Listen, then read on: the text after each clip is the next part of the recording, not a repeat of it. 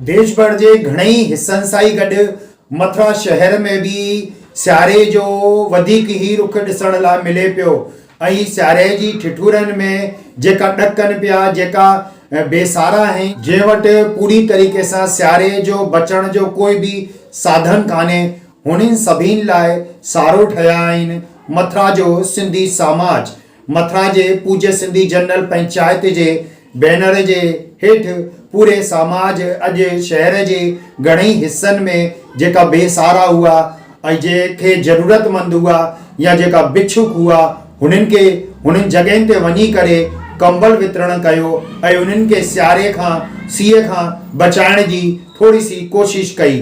पूरी जानकारी लाइ तव्हां ठहियल रहियो मूंसां गॾु, जुड़ियल रहियो मूंसां गॾु ऐं ॾिसंदा रहियो किशोर स्वर्ण इसरानी सां गॾु सिंधी नॉलेज।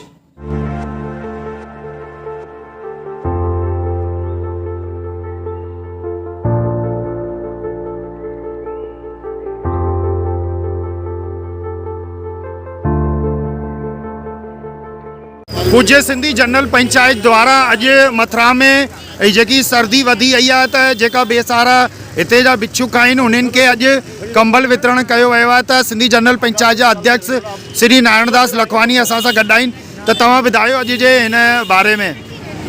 अॼु असां स्वामी लीलाशाह महाराज जे प्रेरणा सां पूज्य सिंधी जनरल पंचायत मथुरा जे तत्वाधान में ग़रीब असहाय ऐं ठंड में परेशान माण्हुनि खे असां कंबल वितरित कया आहिनि ऐं इहो कार्यक्रम असांजो अॻियां बि सर्दी बचाइण रहियो आहे। ॿियो बि प्रोग्राम थींदो, ग़रीबनि खे असीं ॿियनि हंधि ॿियनि जॻहियुनि ते बि कंबल वितरित कंदासीं। अखिल भारत लाड़ी लोहाणा सिंधी पंचायत जा राष्ट्रीय सचिव श्री रामचंद खत्री भी असां सां गॾु आहिनि, त तव्हां ॿुधायो अॼु जे हिन कार्यक्रम में कंहिंजी भूमिका रही।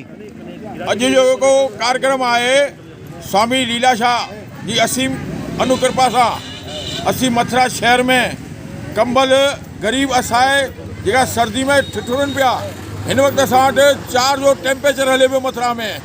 असीं जेको आहे सिंधी पूज्य सिंधी जनरल पंचायत जे बैनर तले कंबल वितरण करण आया आहियूं ऐं काली मां मंदिर कैंट ते असां जेका बि माने गरीब असहाय जेका ठंड में सुकनि पिया उन्हीअ कंबल उॾाया आहिनि ऐं इहो कार्यक्रम असांजो संक्रांत ताईं हलंदो मथुरा शहर में। हिन में कंहिंजो विशेष रूप सां पंचायतुनि जो सहयोग रहियो आहे। हिन में असांजो जेको आहे पूज्य सिंधी जनरल पंचायत जो अध्यक्ष श्री नारायणदास लखवानी ऐं महामंत्री श्री बसंतलाल मंगलानी ऐं लाड़ी लोहाणा सिंधी पंचायत जीवतराम चंदानी ऐं कोषाध्यक्ष चंदनलाल आडवानी ऐं असां सिंधी पंचायत जा जेका मंत्री प्रदीप डॉक्टर उकरानी जी ऐं नवयुवक मंडल मथुरा लाड़ी लोहाणा सिंधी पंचायत ऐं महिला मंडल लाड़ी लोहाणा सिंधी पंचायत जो पूर्ण रूप सां हिन में सहयोग रहियो आहे।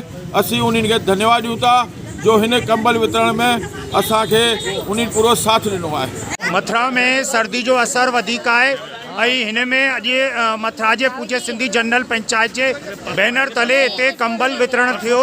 जेका हिते जा बिच्छुक आहिनि या बेसहारा माण्हू आहिनि उन्हनि खे सभिनि खे अॼु सिंधी पंचायत जे द्वारा कंबल वितरण कयो वियो।